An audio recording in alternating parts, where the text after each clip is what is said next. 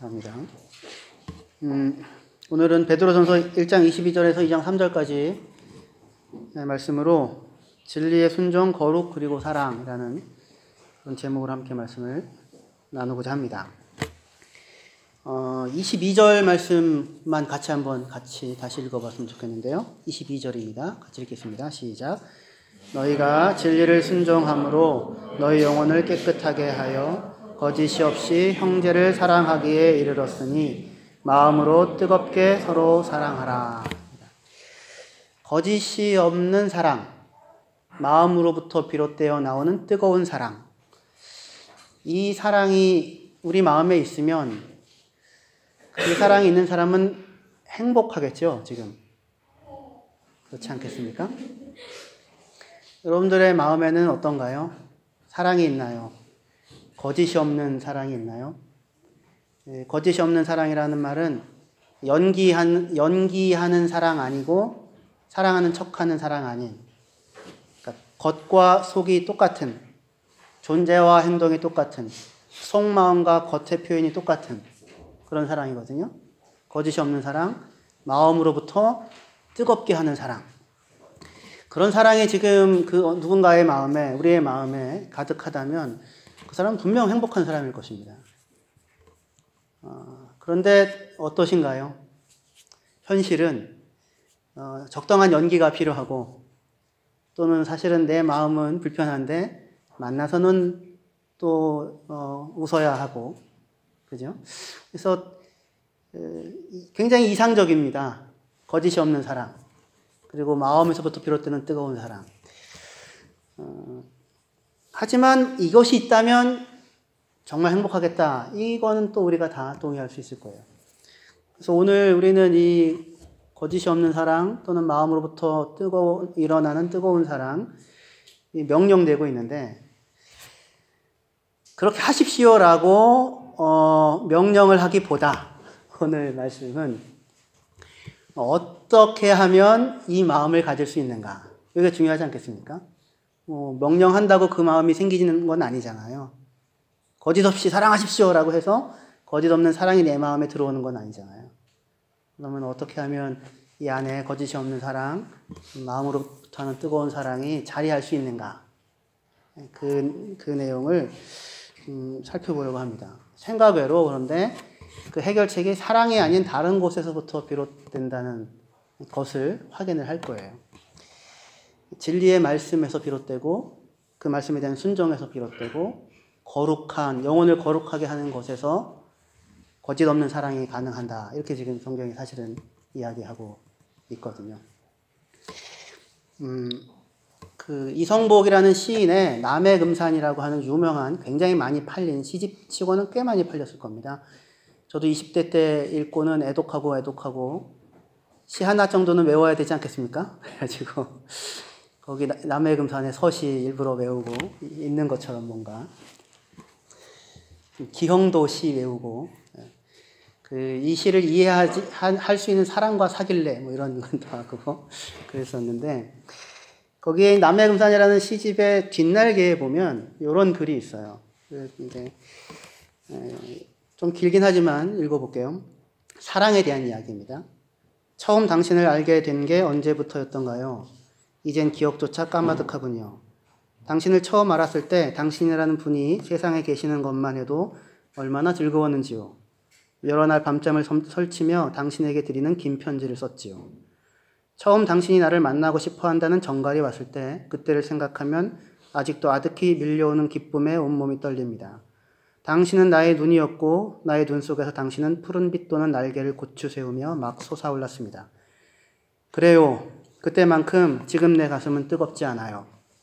오랜 세월 당신을 사랑하기에는 내가 얼마나 허술한 사내인가를 뼈저리게 알았고, 당신의 사랑에 갚을 만큼 미더운 사내가 되고 싶어 몸부림했지요.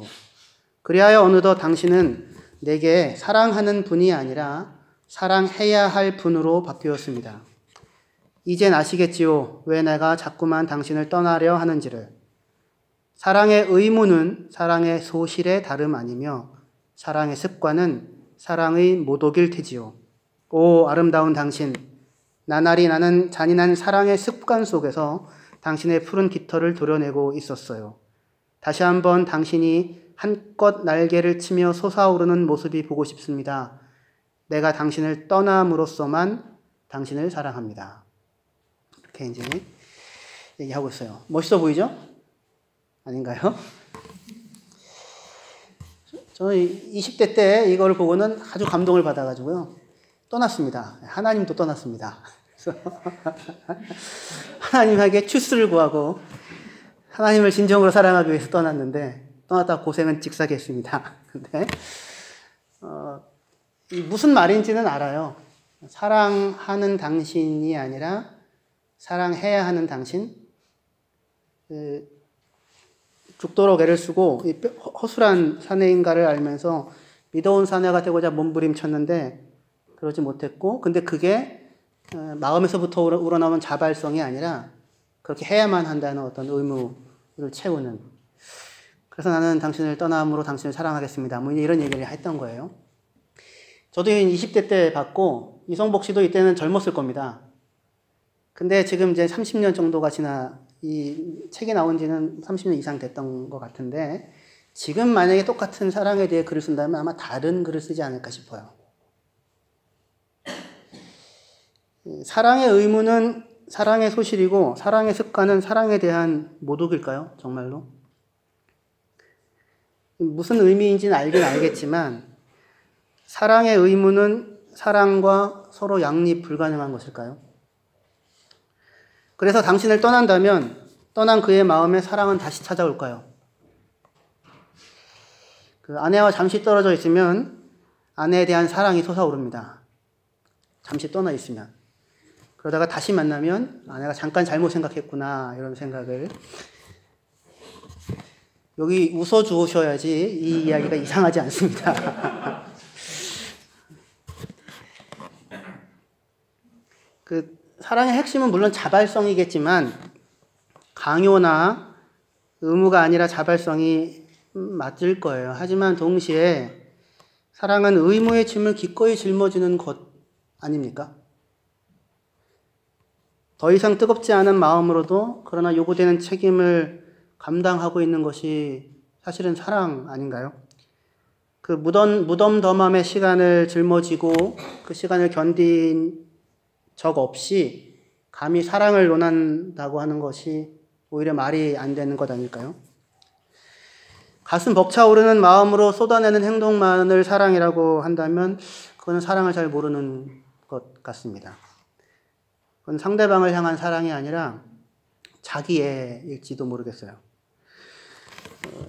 여기에서 이 글에서 제가 느꼈던 거는 뭐냐면 이 사랑에는 상대방이 없고 사랑하는 자기만 있다는 느낌입니다.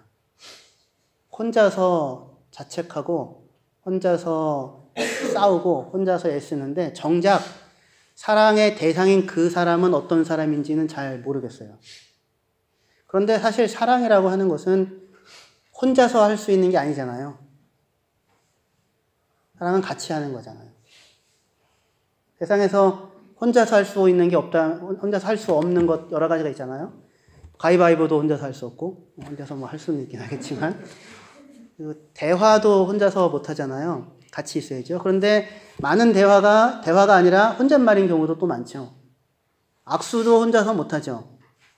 그런데 악수도 상대방의 따뜻한 체온을 느끼기보다는 그냥 내 쪽에서 손 내밀고 붙잡고 헤어지면 혼자서 할 수 없는 것임에도 불구하고 혼자서 하는 행동이 될지도 모르겠어요. 사랑도 혼자서는 할 수 없고 상대가 있는데, 근데 혼자서 하는 사랑, 사랑이 아닌 사랑을 사실은 많이 하고, 그래서 사랑에 마주치지 정작 못하는 일들이 많은 것 같습니다.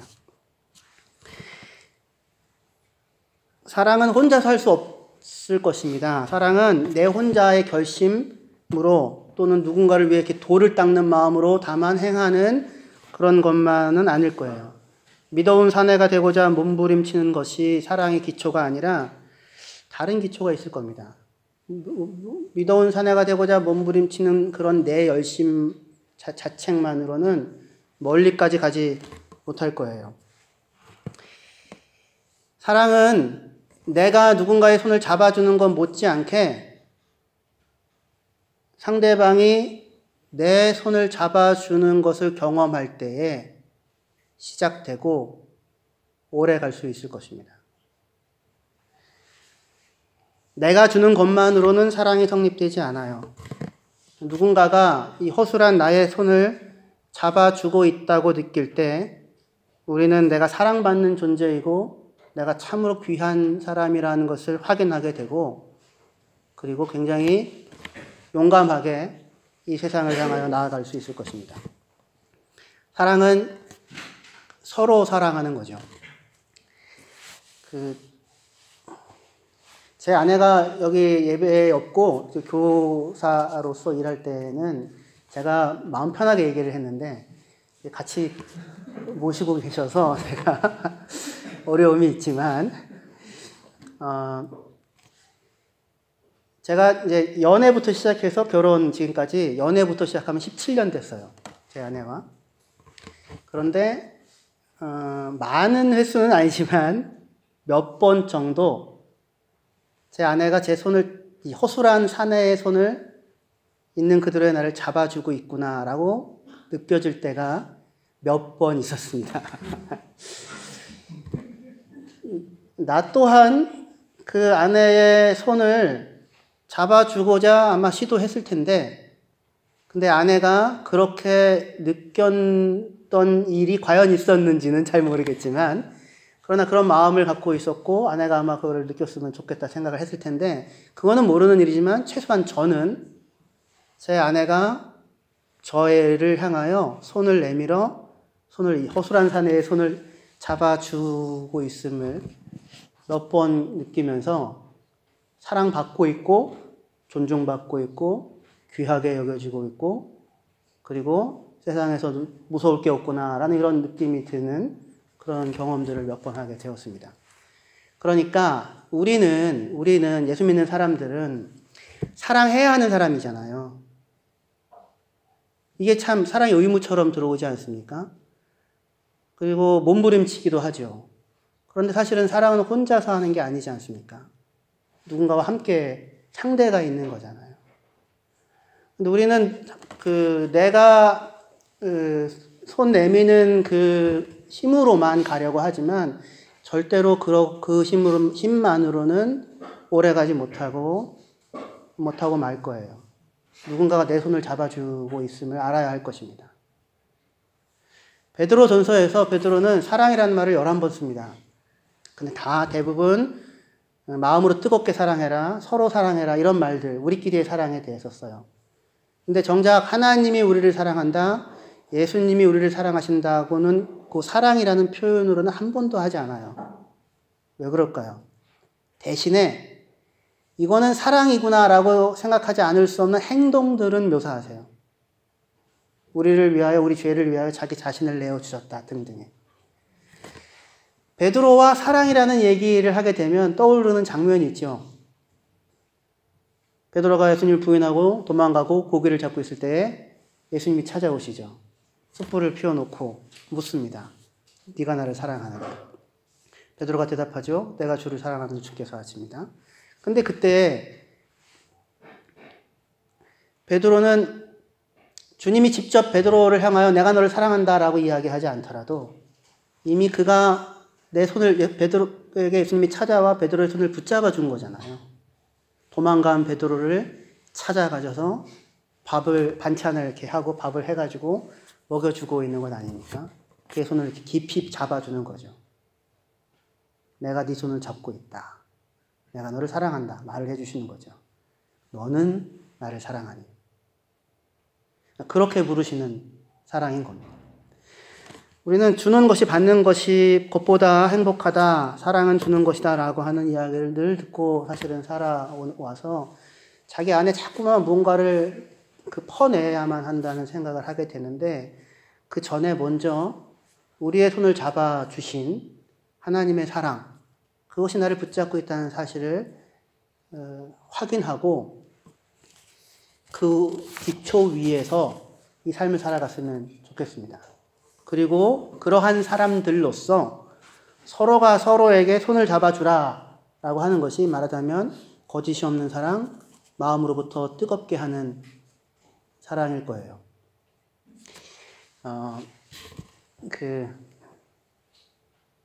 이 손잡아주면 굉장히 중요하고 굉장히 필요한 일입니다. 자녀들이 이제 청소년이 돼 가면, 저는 아직 모르겠는데, 청소년을 둔 부모들은 그렇게 얘기를 하더라고요. 저희 집 얘기는 아닙니다. 자녀의 눈빛에서 부모를 향한 사랑과 신뢰만이 아니라 짜증과 멸시의 시선을 느낄 때가 있다고들 하더라고요. 그러면 그 순간 부모는 세상에서 가장 깊이 사랑하는 대상임에도 불구하고 그 마음에 한 번도 경험하지 못한 명명하기 어려운 분노라고 할까? 굉장히 고통스러운 감정을 느낀다고 합니다. 느낍니다. 네. 그래서 자기 스스로 그 마음을 회복하고자, 부모 스스로가 자녀에 대한 사랑을 회복하고자 기도도 하고 마음을 다잡고자 애를 쓰기도 해요. 그런데 전혀 예상치 못하게 자녀에 대한 부모의 사랑이 회복됩니다. 언제요? 자녀가 와가지고 그냥 아빠하고 안길 때, 자녀가 와서 손을 잡으면 언제 그랬냐는 듯이, 눈 녹듯이 마음이 풀립니다. 다시 얘기해서 사랑이라고 하는 것이 내 안에서의 무슨 초인적인 노력이나 극기나 절제나 이런 것이 아니라 누군가가 내 손을 잡아주는 경험, 누군가의 사랑, 함께하는 사랑이잖아요. 그럴 때에 내 안에서 시작되고 지속되고 오래가고 거짓 없는 사랑으로 갈 수가 있을 것입니다. 근데 그렇게 우리의 손을 먼저 잡아주신 분이 예수 그리스도이고 그리고 하나님이시죠. 이 서로 사랑이라고 하지 않았습니까? 서로 사랑. 하나님은 우리와의 관계를 서로 사랑하는 관계 속에 세우기를 원하십니다. 그래서 하나님께서 내가 너희를 사랑한다라고만 얘기하시는 것이 아니라 우리 보고도 뭘 하래요? 사랑하라고. 하나님을 사랑하라고. 마음을 다하고 목숨을 다하고 힘을 다하고 뜻을 다하여 모든 것을 다하여 하나님을 사랑하라라고 얘기합니다. 사랑은 사랑만을 요구합니다. 믿음은 믿음을 요구하고 목숨을 다한 사랑은 목숨을 다하는 사랑을 요구합니다. 하나님이 우리에게 목숨을 다하고 마음을 다하고 힘을 다하고 모든 것을 다하여 하나님을 사랑하라고 요구하시는 것은 하나님이 그 마음으로 우리를 사랑하시고 있기 때문입니다. 그리고 하나님이 우리에게 손을 내밀어 주시는 것뿐만 아니라 우리도 손을 내밀어 하나님의 손을 잡아주시기를 원하시는 거예요. 베드로에게 와서 굳이 묻잖아요. 너나 사랑하니? 무슨 대답이 듣고 싶은 겁니까? 예, 주님, 제가 주님을 사랑합니다. 그 대답이 듣고 싶은 거예요. 우리도 우리의 손을 내밀어 하나님의 손을 잡아드릴 수 있는 겁니다. 그래야 하고요. 하나님 기뻐하실 것입니다. 서로 사랑할 수 있는 대상, 관계로 하나님께서 우리를 부르셨어요. 그렇게 사랑하시는데 문제는 그겁니다. 우리는 하나님이 우리를 사랑하신다라는 것은 많이 들었잖아요. 근데 사실은 충분하게 듣지 못한 부분이 있기도 합니다. 동시에 우리가 하나님을 사랑한다, 우리도 하나님께 향하여 손을 내민다, 그의 말씀에 우리도 반응한다라고 하는 이 부분은 사실 굉장히 약합니다. 어떻게 보면 당연할지 모르겠어요.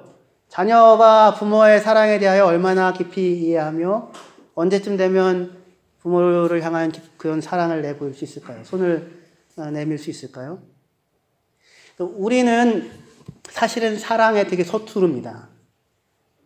그리고 우리는 사랑에 대한 적극적인 모델을 별로 만난 적이 없습니다. 사랑에 대한 우리의 반응은 되게 왜곡되어져 있습니다. 남녀 간의 사랑도 왜곡되어져 있고 부부 간의 사랑도 왜곡되어져 있고 폼이 바르지 않아요. 이렇게 배드민턴을 하든 뭘 하든지 간에 오랫동안 잘 치려면 폼이 잘 돼야 되잖아요. 그런데 습관이 잘못된 게 제일 힘들다면서요. 그죠? 노래도 마찬가지죠? 네, 노래도 마찬가지입니다. 저도 발성을 대학교 때 글리라고 하는 대학 합창단에 들어갔었어요. 그래가지고 글리 합창단은 대학마다 많더라고요. 근데 막 이렇게 소리 잡는다고, 길 잡는다고, 비강 잡는다고 막 하고 다녔는데 결국은 길을 잘못 잡아가지고 두 곡 부르면 목이 가는 이런 상황이 됐어요. 아주 치명적이죠. 노래를 제가 잘합니다. 하지만 두 곡 이상을 부를 수가 없습니다. 근데 그렇게 잘못 들어진 습관들이 있다고요. 나도 모르게 내 안에 배어져 있는 어떤 위기의 상황, 예상치 못한 만남, 내게 호의적이지 않은 사람과의 만남, 낯선 사람들과의 만남, 쌩 까는 것 같은 사람의 만남, 여러 가지 상황이 있지 않겠어요? 그럴 때 어떻게 반응하는가 등등을 우리가 보아온 모델은 이 세상이고 TV 드라마이고 우리 부모님이잖아요. 우리의 사랑의 폼이 자동적으로 나오는 이 형태가 많이 왜곡되어져 있고, 그리고 우리는 적당한 모델을 갖지 못합니다. 그래서 우리가 그렇게 사랑하고 싶어도 잘 안 되는 거예요. 올바르게 사랑하지 못하는 거죠. 하나님이 우리에게 그걸 원하심에도 불구하고. 그래서 거짓이 없는 사랑을 하고 싶어도 연기를 하게 되는 것이고, 마음으로부터 뜨겁게 사랑하고 싶어도 그 뜨거움이 과장되든지 아니면은 그 뜨거움 자체에 대한 오해를 갖게 되기도 할 것입니다. 여기 뜨겁게 사랑하라고 했는데 그 뜨겁다는 말은 예수님이 겟세마네에서 기도하실 때에 힘써 기도하셨잖아요. 피가 땀방울이 핏방울 되도록. 그때 힘써 기도하셨다라고 할 때 쓰는 말이에요. 길게 팽팽하게 잡아내린다는 말이거든요. 그러니까 막 열정 가득한 것만이랑은 다를 수도 있을 거예요.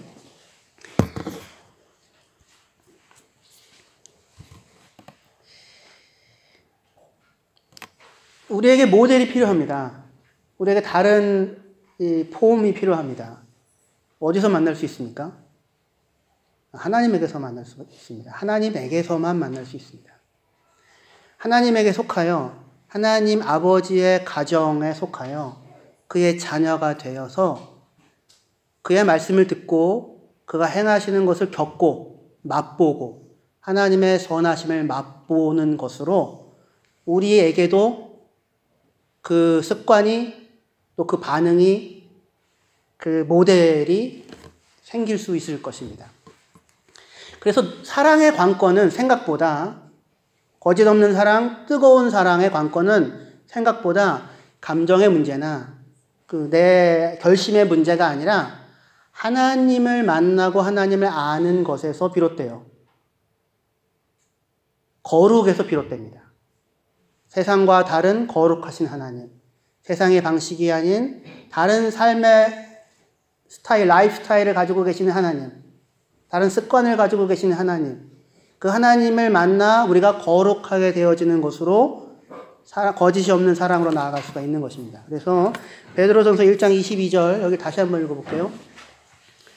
1장 22절입니다. 이거는 외우셨으면 참 좋겠습니다. 같이 읽겠습니다. 시작. 너희가 진리를 순종함으로 너희 영혼을 깨끗하게 하여 거짓이 없이 형제를 사랑하기에 이르렀으니 마음으로 뜨겁게 서로 사랑하라. 다시 한번 할게요. 시작. 너희가 진리를 순종함으로 너희 영혼을 깨끗하게 하여 거짓이 없이 형제를 사랑하기에 이르렀으니 마음으로 뜨겁게 서로 사랑하라. 예. 거짓이 없이 형제를 사랑하기에 이르렀대요, 이미. 그러니까 마음으로부터 뜨겁게 사랑하라는 명령이 가능해요. 그런데 어떻게 거짓이 없는 형제의 사랑에 이르게 되었는가? 어떻게 하여서요? 너희 영혼을 깨끗하게 함으로 거짓이 없이 형제를 사랑하게 이르는 거예요. 그러니까 우리의 영혼을 깨끗하게 함, 하그니조라고 해서 거룩하게 한다는 말입니다. 우리의 영혼을 거룩하게 함으로 깨끗하게 함으로 거기에서부터 거짓이 없는 형제 사랑이 나오는 거예요. 우리 안에 기만, 시기, 악독, 다툼, 이런 비방 이런 것들이 가득한 상태에서 아무리 스스로를 닥달을 한들 여기에서 거짓이 없는 사랑이 나올 수가 없을 것 아니겠습니까? 그럼 불가능한 시도입니다. 우리의 영혼이 거룩해지지 않은 상황에서, 우리의 마음이 거룩해지지 않은 상황에서 누군가를 거짓이 없이 뜨겁게 사랑하겠다고 이야기하는 것은 말도 안 되는 것이고 불가능한 거예요. 애초부터. 그러니까 다만 내 무슨 각오의 문제, 결심의 문제, 기술의 문제가 아니라 우리의 영혼이 깨끗해져야 하는 것입니다. 우리의 마음이 거룩해져야 하는 거예요. 거룩의 문제입니다. 사랑의 기초는 생각 외로 거룩이었어요. 그런데 그 우리의 영혼의 거룩함, 우리의 영혼의 깨끗함은 그러면 어디서 주어집니까? 너희가 진리를 순종함으로. 진리를 순종함으로 너희 영혼을 깨끗하게 하여야 해요. 진리에 대한 순종이 진리를 아는 것이, 진리를 듣는 것이, 진리를 믿고 경험하는 것이, 그리고 그것을 살아내는 것이 우리의 영혼을 더러움에서 깨끗하게 할 수 있고, 그렇게 될 때에야만 거짓이 없는 사랑이라고 하는 것이 우리 안에서 발생하게 될 것입니다.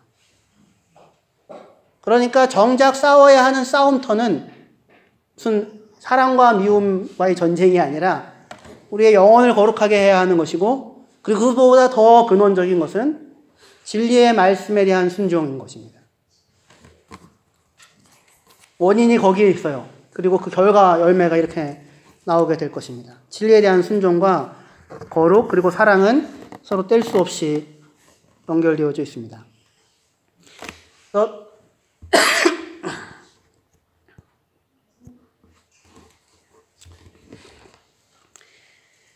그래서 이 거짓이 없는 사랑에 가기 위하여 우리 영혼이 거룩해져야 하고, 그 다음에 진리에 대한 순종이 있어야 되잖아요. 그러면 우리의 영혼을 거룩하게 한다는 것은 뭔가를 아주 간단하게 살펴보려고 합니다. 베드로전서 1장 14절 15절이요. 여기 같이 읽겠습니다. 시작.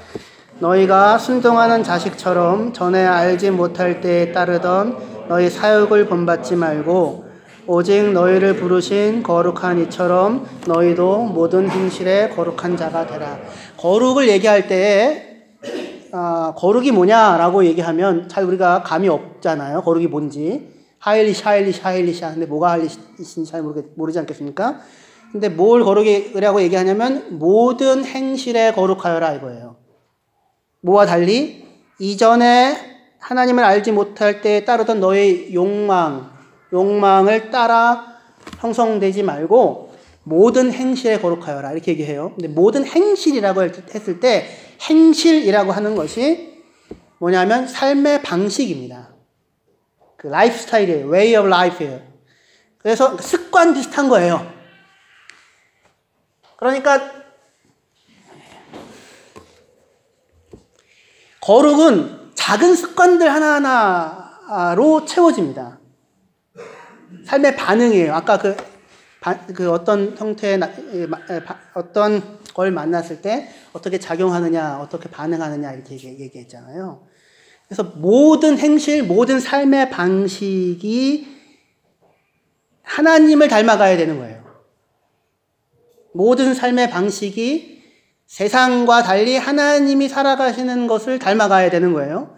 그랬을 때 이전의 삶의 방식과 다른 삶의 방식이라고 했는데, 이전의 삶의 방식은 무엇이었냐면 베드로전서 2장 1절에 그러므로 모든 악독과 모든 기만과 외식과 시기와 모든 비방하는 말을 버리고, 이게 말하자면 이전의 삶의 방식이었어요. 거짓이 없는 사랑, 뜨거운 사랑이 하나님의 삶의 방식이면 세상의 삶의 방식, 이전의 삶의 방식은 악독, 기만, 외식, 시기, 비방이었어요. 베드로는 이 세상의 악독과 대조하여 하나님의 선하심을 맛보라고 하거든요. 기만이라는 말은 미끼라는 말에서 왔어요. 미끼를 던지는 이유는 덫을 놓는 거죠. 덫을 놓아 상대방을 넘어뜨리려고 하는 마음입니다. 그리고 외식이란 겉을 꾸미는 연기잖아요. 존재와 행동이 일치하지 않아요. 속과 겉이 다른 거죠. 속에는 미움과 악한 마음이 가득한데 얼굴은 미소를 띠고 있는 겁니다. 비방은 옳으냐 그르냐의 문제가 아니라 비방은 항상 옳음이라는 옷을 입고 찾아와요. 그래야 비방이 되죠. 옳은 말을 하는데 결국 상대를 무너뜨리는 겁니다. 그리고 시기는 누군가의 성공은 나의 낙심이 되고 누군가의 불행은 나의 안심이 되는 마음입니다. 이게 세상의 삶의 방식이에요. 사촌이 땅을 사면 내가 행복하다. 그죠? 행복해 하세요. 여러분에게 떨어질지도 모르지 않습니까? 배가 아프다.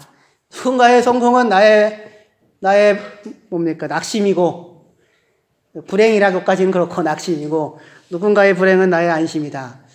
이제 우리도 모르게 있는 삶의 방식이라고요. 이렇게 튀어나오잖아요. 그죠? 저만 쓰레기예요? 여러분들은 아닌가요? 그렇게 튀어나오지 않습니까? 그죠?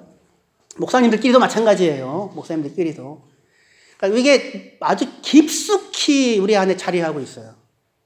아주 무의식 그 근처에서부터. 자동적으로 튀어나오는 삶의 방식이 행실이에요. 행실.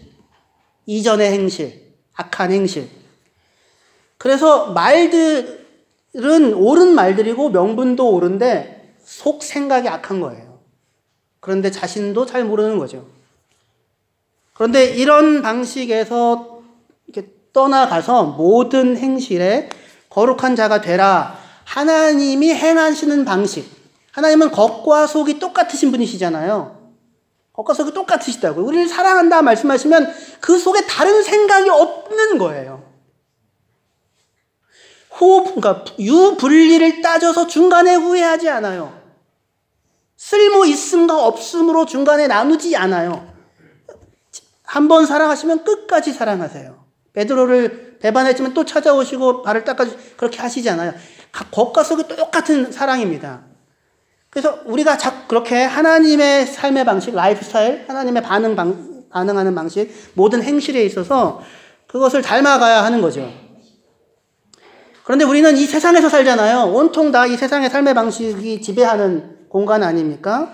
그 속에서도 하나님이 살아가시는 것과 같은 방식을 따라 살아가는 것은 쉬운 일입니까? 어려운 일입니까? 어려운 일이죠. 하지만 그럼에도 불구하고 하나님은 우리에게 뭘 명령하세요? 너희는 모든 행실에 있어서 거룩한 자가 되라. 하나님처럼. 이렇게 명령하시죠. 그 이유는 뭐예요? 그 명령을, 불가능한 것을 명령하실 수 있습니까? 아니요. 그것이 가능하다고 하는 것입니다. 그렇게 살아내라고 얘기하시는 거예요. 어떻게 그게 가능합니까? 어떻게 모든 행실의 거룩함이라고 하는 자리에 서서 살아갈 수 있습니까? 어떻게 가능합니까? 우선 우리가 예수 그리스도의 피로 조상들이 물려준 헛된 행실에서부터 대속함, 구속함을 받았기 때문이다 라고 얘기하고 있어요. 여기 읽어볼게요. 베드로전서 1장 18절에서 21절입니다. 같이 읽겠습니다. 네, 시작. 너희가 알거니와 너희 조상이 물려준 헛된 형실에서 대속함을 받은 것은 은이나 금같이 없어질 것으로 된 것이 아니요 오직 흠없고 점없는 어린 양 같은 그리스도의 보배로운 피로 된 것이니라. 그는 창세 전부터 미리 알리신 바 되시니나 이 말세에 너희를 위하여 나타내신 바 되었으니 너희는 그를 죽은 자 가운데서 살리시고 영광을 주신 하나님을 그리스도로 말미암아 믿는 자니 너희 믿음과 소망이 하나님께 있게 하셨느니라. 우리가 안 돼요. 뭘 아냐면 우리 조상들이 물려준 헛된 행실, 아까 그 이전의 행실, 그 세상의 행실, 헛된 행실, 약속한 걸 주지 못하는 방식, 우상숭배 같은 그런 것에서부터 뭘 받았냐면 대속함을 받았대요. 구속함을 받았대요. 값을 치르고 사오셨대요.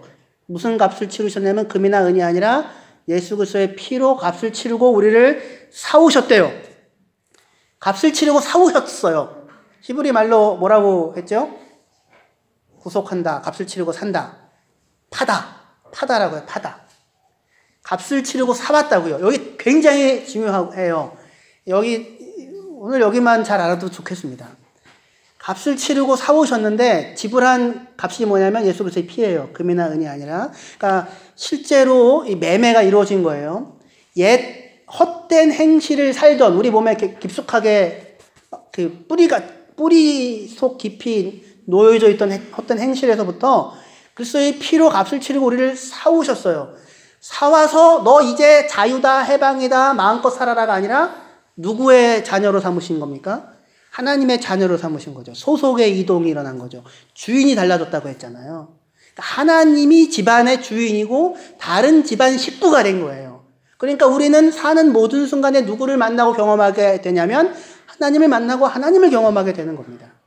거룩하신 하나님, 세상과는 다른 방식을 따라 살아가시는 그것이 거짓 없는 사랑의 라이프 스타일인 하나님, 겉과 속이 똑같으신 하나님, 한결같은 사랑으로 우리를 붙잡으시는 하나님, 그 하나님의 자녀가 된 거라고요. 그 자녀로 삼기 위하여 뭘 지불했냐면 다만 돈을 지불한 게 아니라 자기의 보배로운 피를 지불하셔서 우리를 사오셨다고요. 그래서 대속하셨어요. 그러니까 우리는 더 이상 이 하나님의 시각에 따르면 이 헛된 행실에 붙잡혀 있는 사람이 아니에요. 그 헛된 행실은 더 이상 우리의 주인이 아니에요. 그 헛된 행실은 더 이상 우리를 강요하고 요구하고 위협해서 그렇게 살지 않으면 죽게 만드는 뭐 그런 것이 아닌 거예요. 우리는 다른 주인이 있어요. 우리를 사랑하셔서 우리를 위하여 자기 자신을 내어주신, 그죠? 그 처음부터가 사랑이었죠. 거짓이 없는 사랑으로 우리를 당신의 자녀로 삼으신 그 하나님의 자녀가 되었다고요. 할렐루야. 이 사실을 믿으십니까? 이 사실을 믿을 때야만 비로소 우리의 영혼이 거룩해지는 거예요. 이 사실이 진리의 말씀이고 복음의 말씀인 것입니다. 근데 이 사실을 세상에 알려주지 않잖아요. 어디에도 얘기하지 않는다고요. 그래서 우리의 영혼이 거룩하면 어디서부터 비롯되냐면 진리에 대한 순종에서 비롯돼요. 진리에 대한 순종.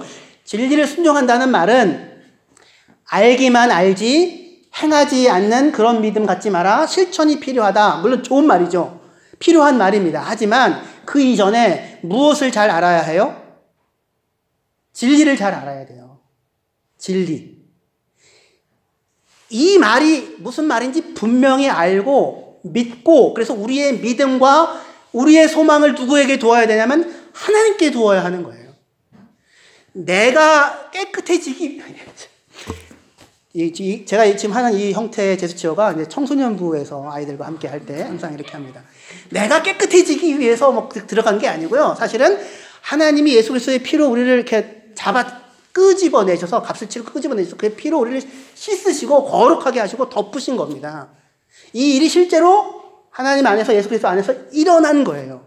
더 이상 얘는 우리에게 힘을 쓸 수가 없어요. 그러니까 옆집 아저씨한테 가가지고 빌부터 살지 마시고 우리 하나님 아버지가 우리 아버지가 되셨다는 사실을 믿고 의지하고 믿음과 소망을 이 하나님께 두고 사셔야 한다는 것입니다. 근데 이 일을 하나님이 우리를 위하여 행하셨도다. 창세전부터 계획하셨던 일들을 우리를 위하여 오늘 나타내 주셨도다. 그게 복음이거든요. 하나님이 우리를 위하여 행하신 일. 이 말씀을 듣고 믿고 믿음과 소망을 두는 것이 진리에 대한 순종입니다. 순종이라는 말은 휘파코에라고 해서 듣는 것 아래에 있다, 들음 아래에 있다라는 말이 이게 순종이에요. 불순종은 뭐냐면 파라코에라고 해서 몸으로부터 비껴서 듣는다예요. 벌써 아이들에게 부모가 이야기하면 이 아이가 순종하는 마음으로 듣는지 아닌지를 알 수 있잖아요.